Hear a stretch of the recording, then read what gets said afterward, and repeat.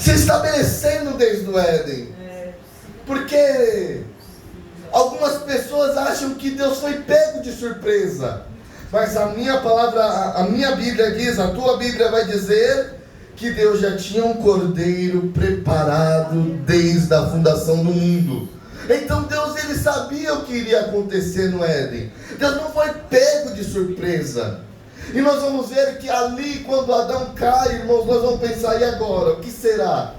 Então, quando Deus tira eles daquele ambiente do jardim do Éden, e quando eles reconhecem agora, primeiro, eles pecam, eles comem do fruto que Deus falou para eles não comer, e de repente eles começam a ouvir uma voz no jardim.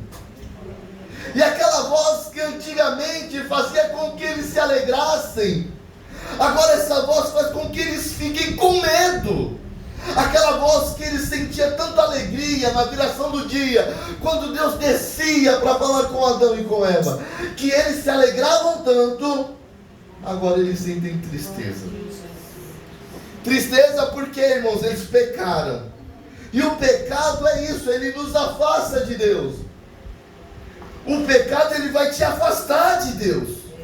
O pecado, ele é tão maligno porque, irmãos, quando nós vamos ler Romanos no capítulo 8, nós vamos ver que Paulo vai dizendo que nada pode nos separar do amor de Cristo.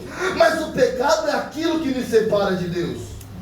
O profeta Isaías vai dizer assim, mas o que causa divisão? É o pecado.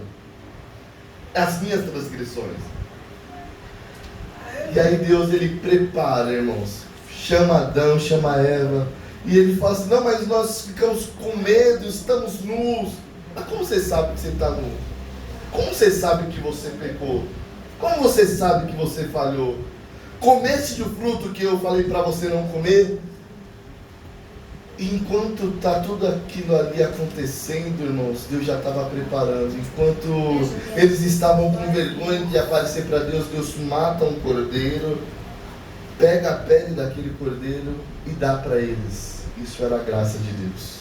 Glória a Deus. Vocês não precisam mais responder. Vocês reconhecem agora que vocês pecaram, mas não precisam se esconder. Só que todas as vezes que nós olhamos, irmãos, para a Bíblia Sagrada, nós vamos ver a graça de Deus agindo em diversas formas. Nós vamos ver que a família, a primeira família, tem um problema lá. Tem um problema. Um irmão mata o outro. Mas como que pode, irmãos? Como que pode? Aí quando nós vamos ver na família dos patriarcas, nós vamos ver que Deus, ele vai... havia uma mulher estéril. Então o seu esposo ora por ela. E quem é o seu esposo? O seu esposo é Isaac. E quem é a sua esposa? A sua esposa é Rebeca. Ela era estéril. A Bíblia vai dizer que aquele menino ele começa a orar.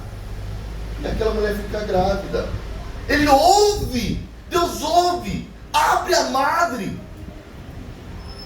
Nasce 2 filhos, Esaú e Jacó.